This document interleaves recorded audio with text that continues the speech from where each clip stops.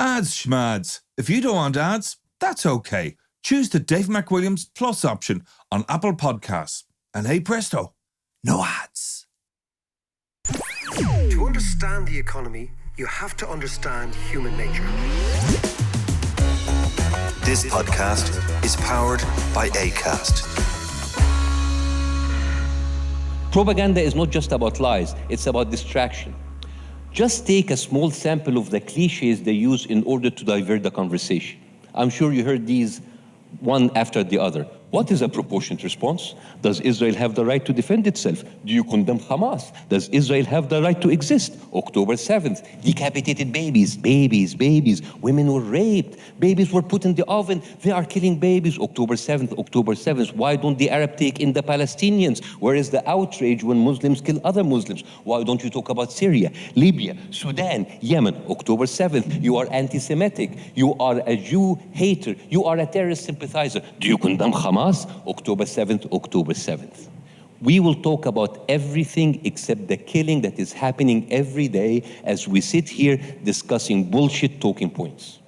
So that was Bassem Youssef. Now, people might know that Piers Morgan and Bassem Youssef had a conversation just after the invasion of Gaza, which has 22 million downloads, right? Fascinating conversation. Yeah. And who's he, though? So he is an Egyptian cardiologist who became a comedian, had to leave Egypt because he was opposed to the Muslim Brotherhood, right? Is now an American citizen, is a comedian, is a stand-up now. But because he's Egyptian, he has very, very strong views on the region because it's his part of the world. Sure. And I heard this clip on Twitter the other day, and I thought one of the great things about having a podcast, John, is you can just find these people and say, do you want to come on? Yeah, so we are going to have, and it transpires, he is playing a gig on May the 2nd in the National Stadium, which is a venue that you like. I do. Town, I think it's a brilliant So venue. he's playing a gig, his stand-up gig. But when I saw him talking about Israel, Palestine and Gaza, I thought, let's talk to him. And the beauty of modern technology, John, and communication is we are going to go to the Middle East now and talk to Bassem Youssef about the Palestinian-Israel conflict. So let's go to the Middle East.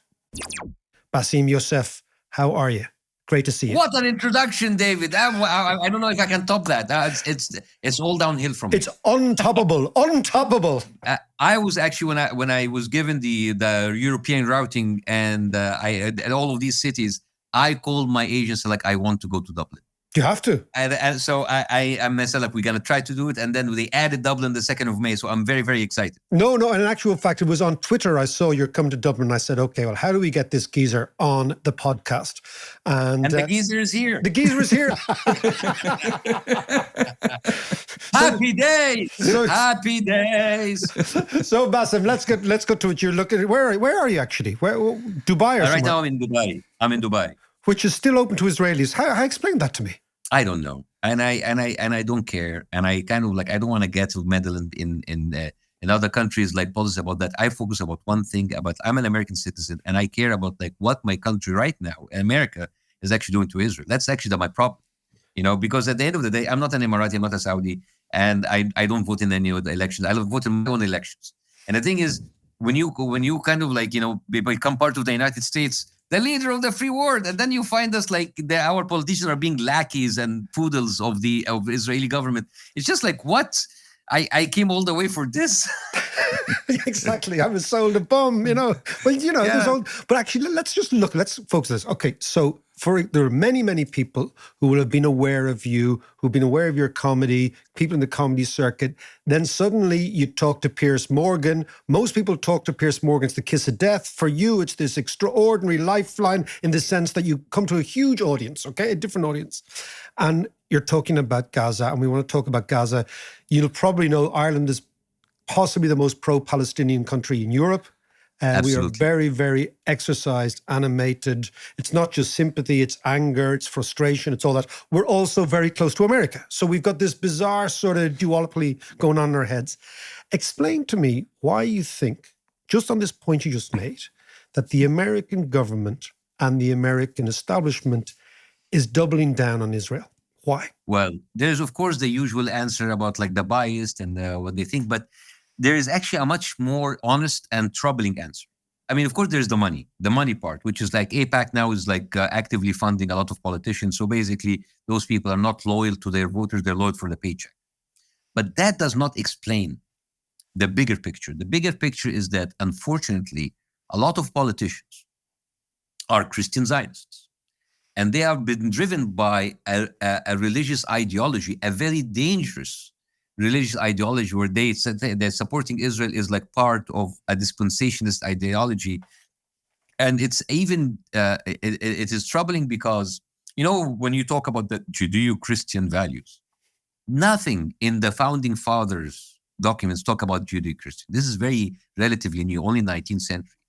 And the thing is, we are led to believe that they are at the same and they have the same, but they have totally different goals, because the Christian Zionists believe that supporting Israel will bring in Armageddon and the second coming of Jesus. And after that, all of the Jews will either be killed or convert to Christianity. While the end of time Armageddon and the red heifers and the ideology from the Jewish side is about that they are waiting for the Messiah because Jesus is a fake prophet. And when the Messiah comes, everybody will be enslaved by the Jews. So it's very funny, like how people they think Exactly. they're wanting the same thing with totally different. It's a kind of an all or nothing bet. But you see the hypocrisy, because since the day I was born, I heard the West lecturing the Arab and Muslim countries about how dangerous it is to involve religion in politics. Oh, your religion is ridiculous. Your religion is violent. Your religion wants the destruction of humanity. And now they are actually openly rallying for the destruction of humanity through a religious ideology. Lauren Boebert, who's like a very famous right-wing congresswoman, she was asked about like, what do you think about the support of America to Israel? It's like, I believe there are two countries in the world that were created with the sole purpose of glorifying God, and these guys are like the United States of America and Israel. It's like, what is this? What is this? And this whole idea about like pushing for the end of times. It's very dangerous. You're basically pushing for the end of the world for a prophecy, and that even prophecy was not even in the Bible. I don't know if you know the background. There's something called the Schofield Bible, which was written by a lawyer who was a convicted felon in the 1800s, and this was published by Oxford University Press. And you know what's so funny?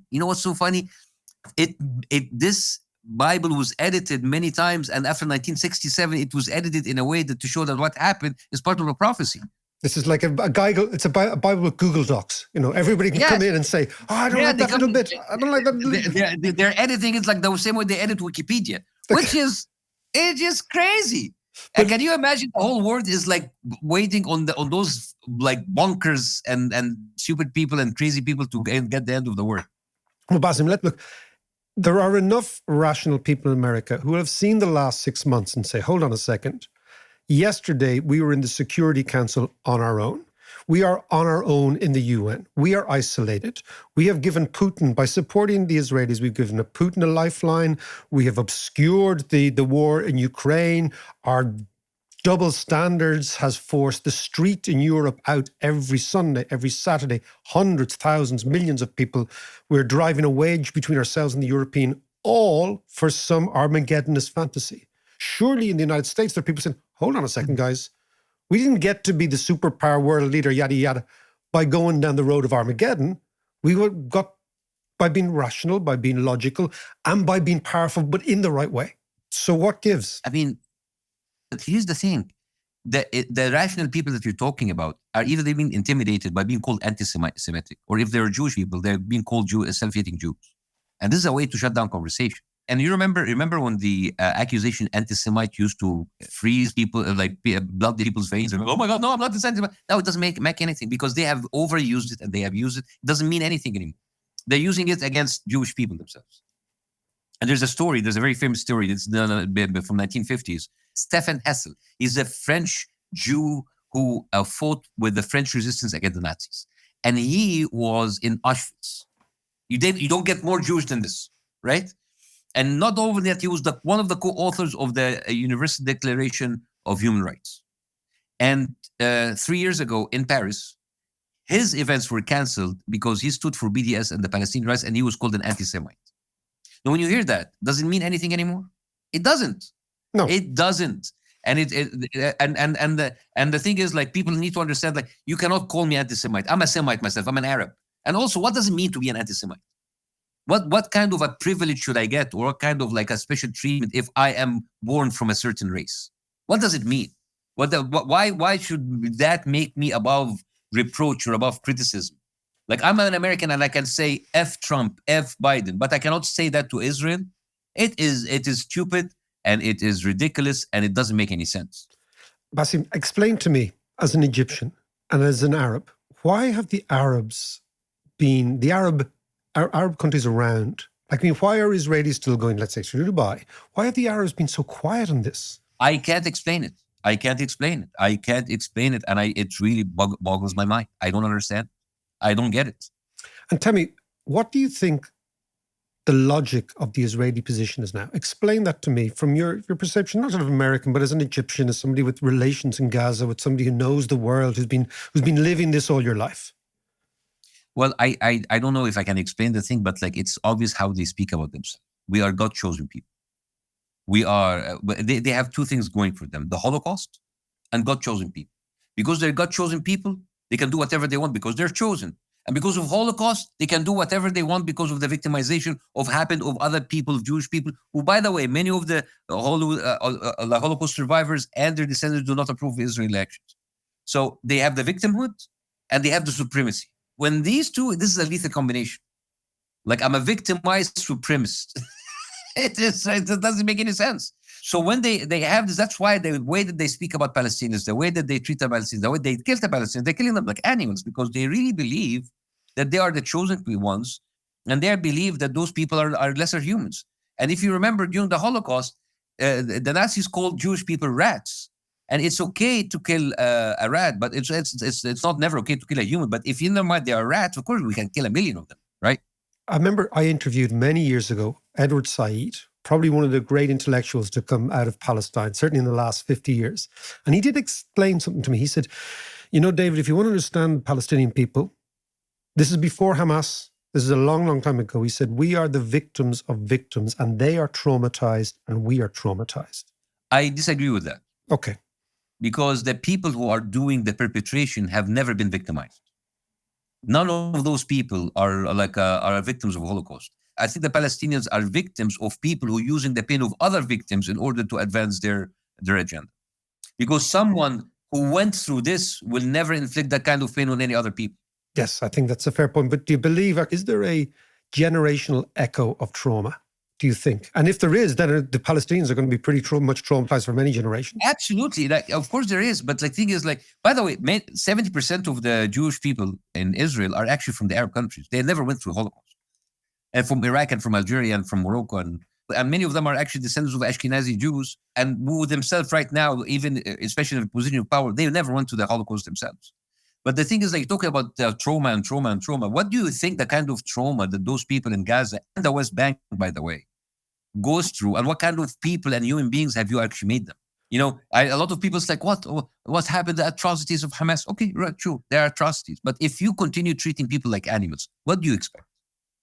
No, I mean, we've seen this playbook in a very, very minor way in Ireland many years ago, in the last 50 years. So you get one part of the population is downtrodden, is nowhere close to. I mean, I always remember, I was telling John here years ago, getting a bus from Damascus Gate to, I think it was to Bethlehem. It must have been Damascus Gate. And the different way in which the people were treated on the Israeli side and the Palestinian side by the Israeli cops, this is a long time ago, was extraordinary. So you're absolutely right. Where do you think the Palestinians go after this? Because there will be a ceasefire.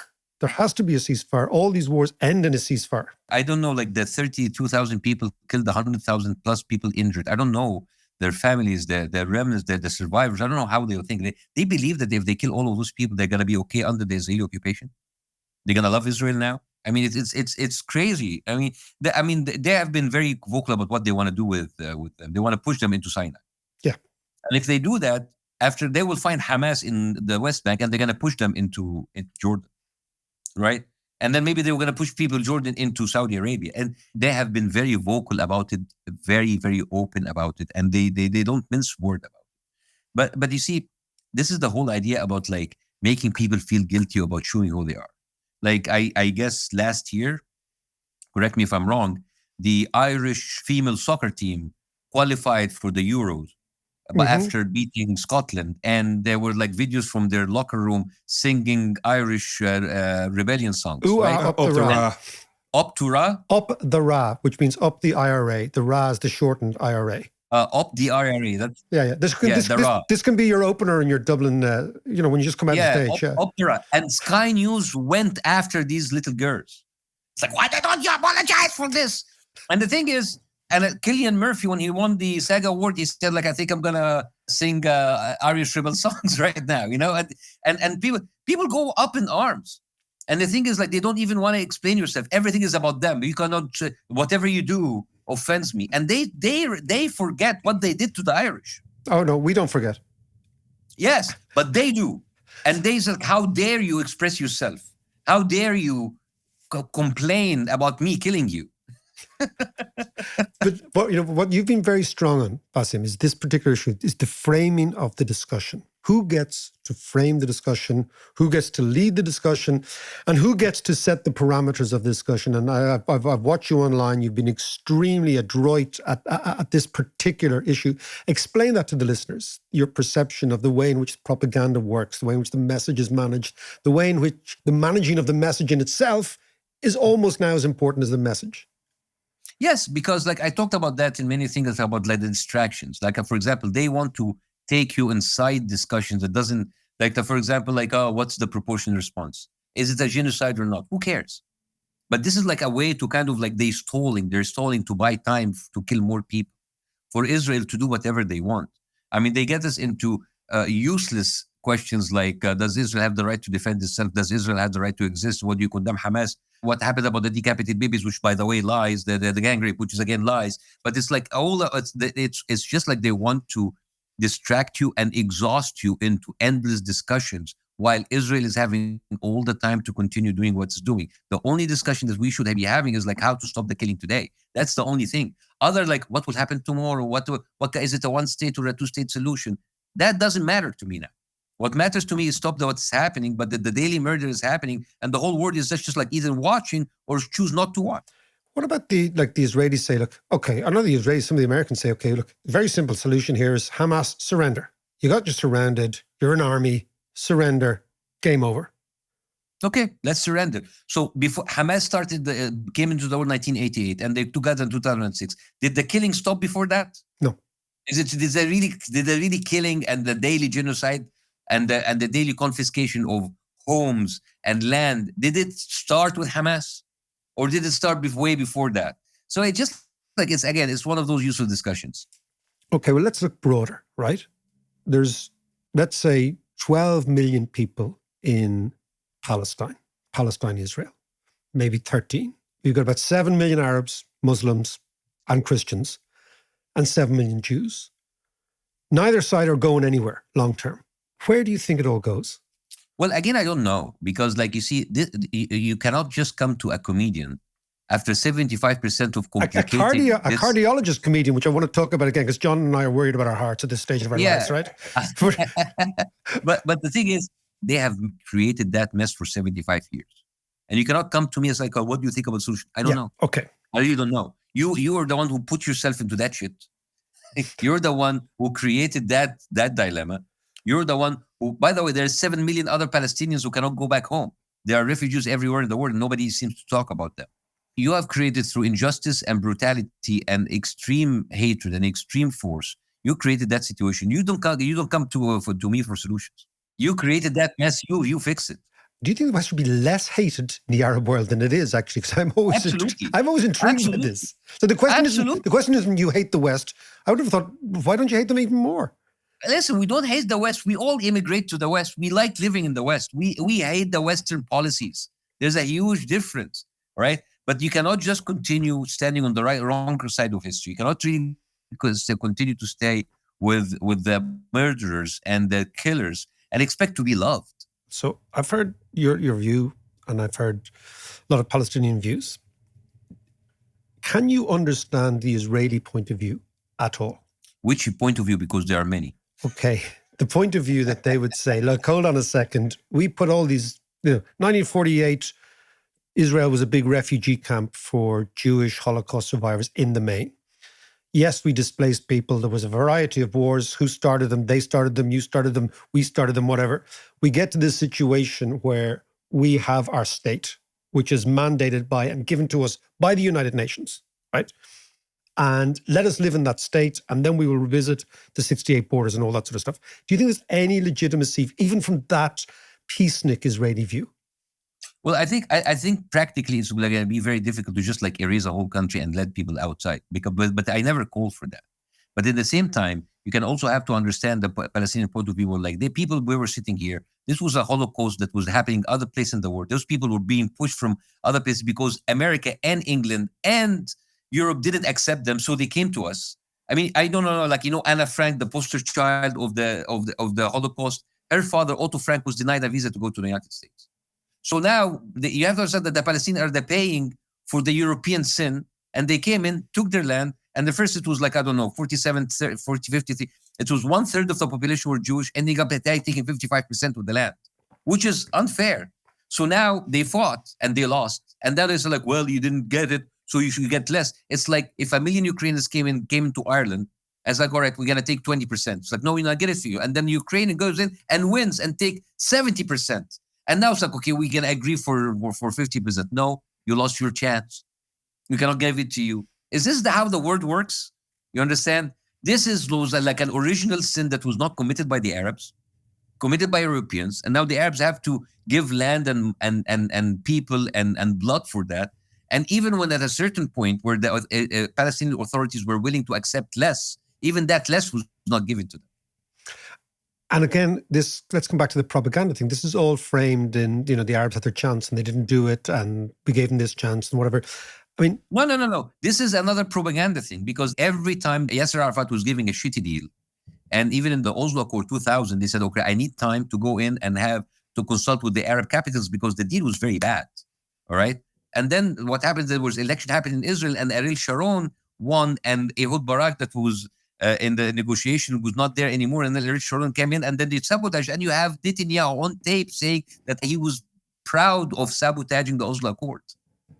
So you cannot just like have all of this in front of you and then talk about the Palestinians. You talk about Hamas. And you have Netanyahu bragging in 2019 in a Likud party meeting that he financed Hamas. He allowed money to flow into Hamas. And he said, in order to prevent the establishment of a Palestinian state, we need to bolster and strengthen Hamas. So you have all of this on tape, and they want to ignore all of that and talk about the Palestinians. Let's look at the rest of the Arab world, right?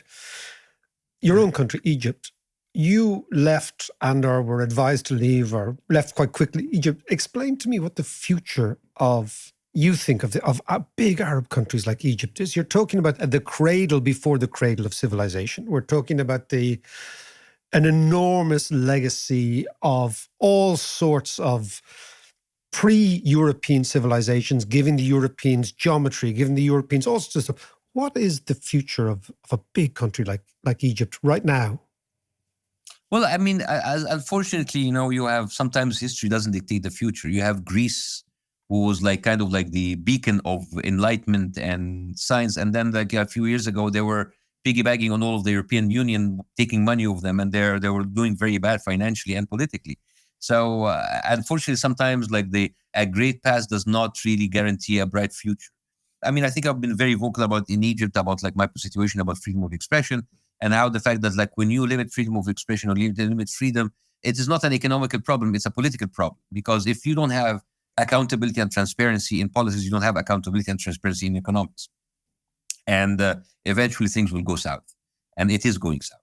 So, and I think it's like I left Egypt and I said I went to America in order to come to this great land that promises all kinds of promises. And I find that like my politicians are corrupted and they're bought by a client state, a small like state in the Middle East that we sponsor with our tax money. And it's kind of they're being lackeys and poodles for this country, which is very, very disheartening. Let's go back to Gaza. You have family in Gaza. The Israelis are now completely isolated in the world, apart from the United States. Do you think there's a possibility that the Israelis will get what they want and the ethnic cleansing of Palestinians into Sinai might happen? Unfortunately, they have been getting what they want for the past 70 years. And I'm really worried that that will happen, because if that happened, that will be disastrous that actually will be disastrous to Israel more than anybody else. Explain Because that. now you're going to push them into Sinai, and they're going to be like in a bigger land. They're going to have like open borders into like the Sinai desert. They're going to have like access to the sea. And now it's going to be the Egyptian problem. And now what happens if they don't secure the borders and the sea? They can have more weapons. And you think what those people like sitting in the Sinai will do? They're going to sit there quietly, happy, lounging in the sun, or they're going to want to go back to their land and they're going to start to actually like attack Israel again from outside, being even more stronger. So it's just like, I don't know even how that makes sense. And tell me about the West Bank. So what we see in the West Bank, I mean, you've always made the point, look, if you want to imagine a world with no Hamas, just look at the West Bank, right? It doesn't matter, because they will find Hamas. They will create a Hamas. Because the West Bank has been under like a continued, like 2023 was the deadliest year in the West Bank against children, right? This whole thing about like October 7th, every day in Palestinians' life is October 7th. They go in and they kidnap people. Those are hostages. The fact that they are in Israeli prisoners doesn't make them prisoners, make them hostages, because you go in unlawfully and you kidnap children and you kidnap women and you put them into prisons and you sexually assault them and you torture them. But nobody seems to be speaking about that. So this is like a violation of every human sentiment and even human value that we have been taught that the West carries, and then Israel gets away with it. So I really need to ask the Europeans and Americans, why are you so silent? Except the Irish, because you're not. Oh, well, this is the Irish exceptionalism. Tell me, how does a cardiologist transition to be a comedian, to now being an activist? Explain this, because I was not an activist. I'm not an activist. So how does a fella who's trained to fix hearts end up on the comedy circuit in California? I ask this question every day. I ask myself every day. No, go on, tell us. It was really like I did like a YouTube videos that went viral. Suddenly I have my own show. And then I went into television and comedy not knowing anything about it. And then I just like, I think I faked it till I made it. And then I had to kick out from and then I got kicked out from my country, went to America. And now I started doing stand-up comedy with my second language, which again was very scary. And I was very afraid to fail every single day, and still fail today. Afraid today that like I might not do it. So I think if I would, in 2011, you would tell me like, imagine your future 10 years ahead, I would have never imagined this. I think I just like went through the motions and accepted it as it came.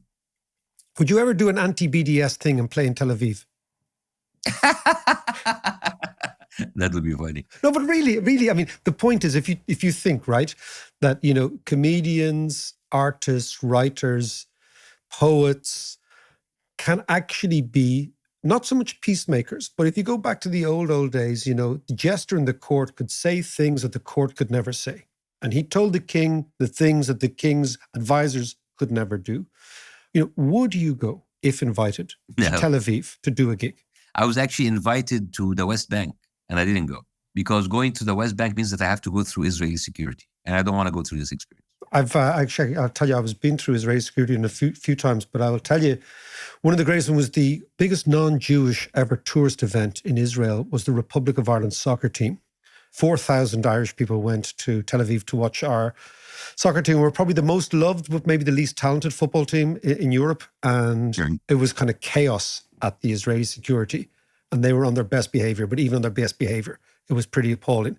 And I think I've watched Palestinians, I've seen Arabs at Israeli checkpoints, and it's deeply, deeply unpleasant. And let's end on this issue, right? Is there any world that you can envisage where there is peace in that region between those 7 million on one side and 7 million on the other? Here's the problem. Peace is not something very difficult to attain. What is very difficult to attain is justice. And justice is always being sabotaged by human greed. I'm not just going to get my land, I'm going to get your land, I'm going to get my cows, I'm going to get your cows. This has been, unfortunately, the driving force of humanity all through history, wars and greed. And now if you add to that religious extremism and the fact that you give up on humanity and the earth and you just want Armageddon to come, and so you would be united with Jesus Christ or the Messiah and destroy the whole world, that's a lethal combination. So I have hope in humanity, but I don't have hope in the people who lead that world. Bassem, it's been an absolute pleasure, We're only scratching the surface. And we will see you in Dublin in a couple of weeks' time. Thank you so much. And David, I can't wait to see you in Dublin. Great stuff.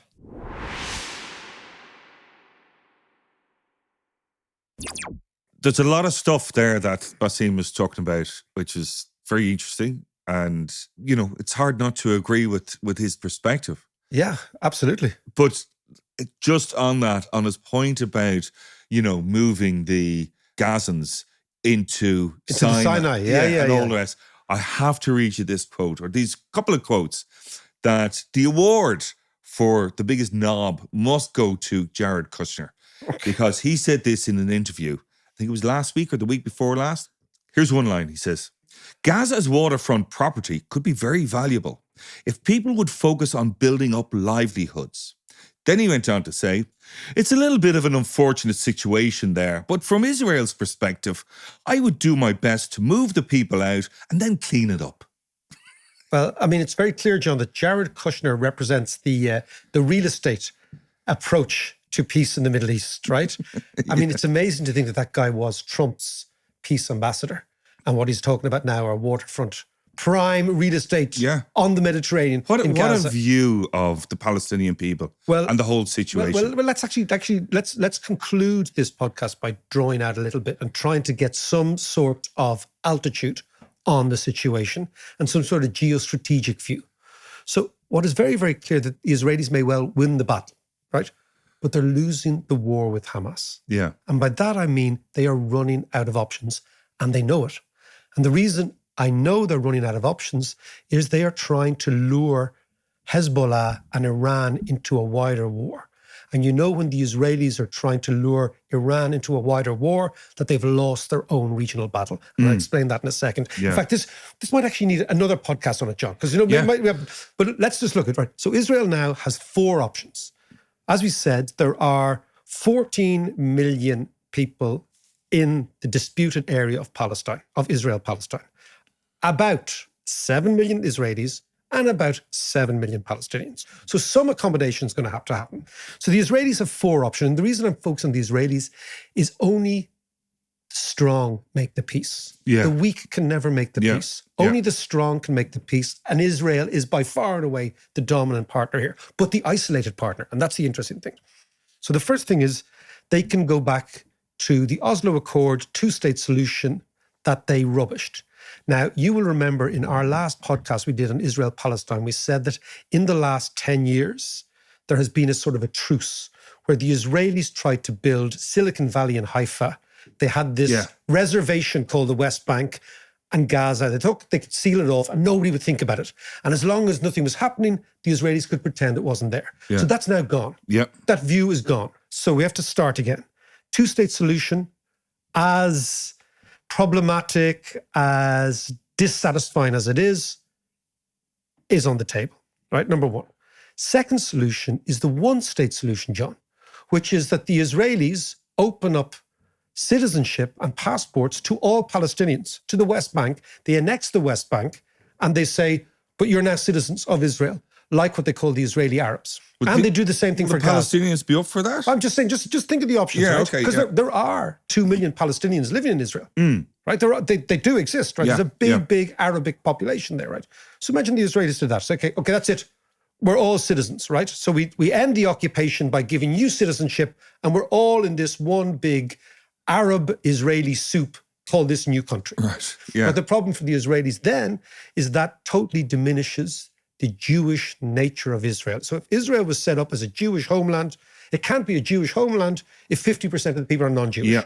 That's the first thing. The second thing is the Israelis don't trust the Palestinians and vice versa. The third option... At the moment, you have these coalition governments that are hung parliaments all the time. So it'd be even worse. But again, that's probably even better than occupation. But anyway, so that's the first. So the first option, 2-state solution, then 1-state solution, right? Then, of course, there is permanent occupation, that the Israelis double down on their policy at the moment, and they occupy and they harass and they harangue the West Bank Palestinians and the Gaza Strip. Yeah. This means that Israel becomes an international pariah. I would say it leads to them being sanctioned, definitely.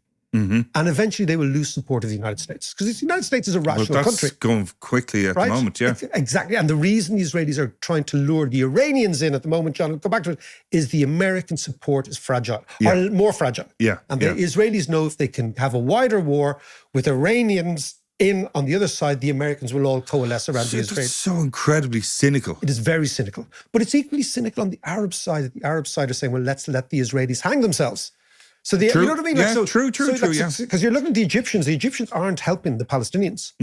But what their long game is, and the Arab long game is isolation of Israel. And then, of course, you have this fourth option, which is the really right-wing Israeli option, which is the ethnic cleansing of all Palestinians from Gaza, the one that they are doing now. Yeah, they're in the middle of that. They call it the Nakba Part 2. So in 1948, we got rid of 700,000 of them. Now we're going to get rid of another 2 million of them. And we're going to do the same in the West Bank. And we're going to do it under this biblical umbrella. Now that is the option that I think the Israeli cabinet now wants, which is the fourth one.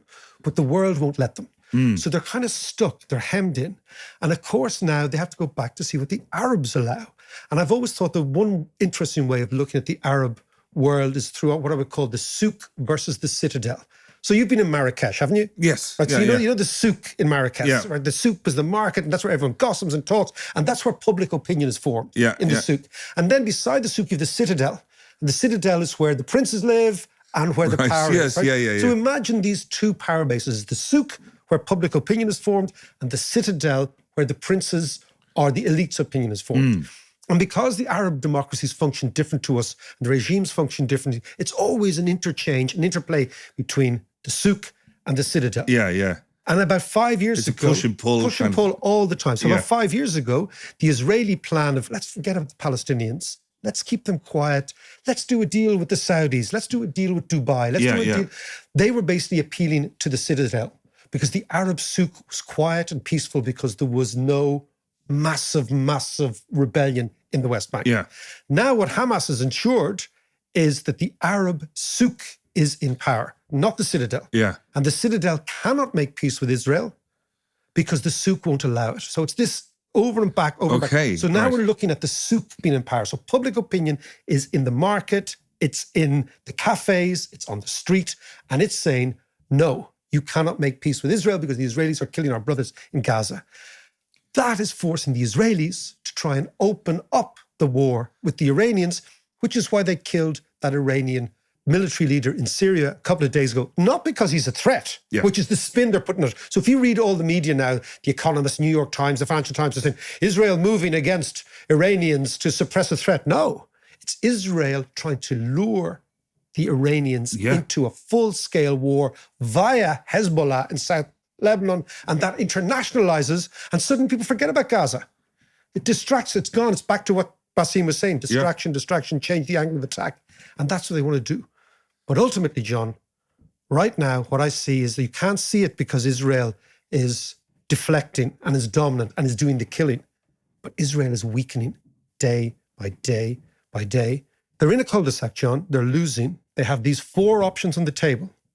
Total occupation, ethnic cleansing, one-state solution, or two-state solution. And you know what? They're going to be back to the two-state solution eventually.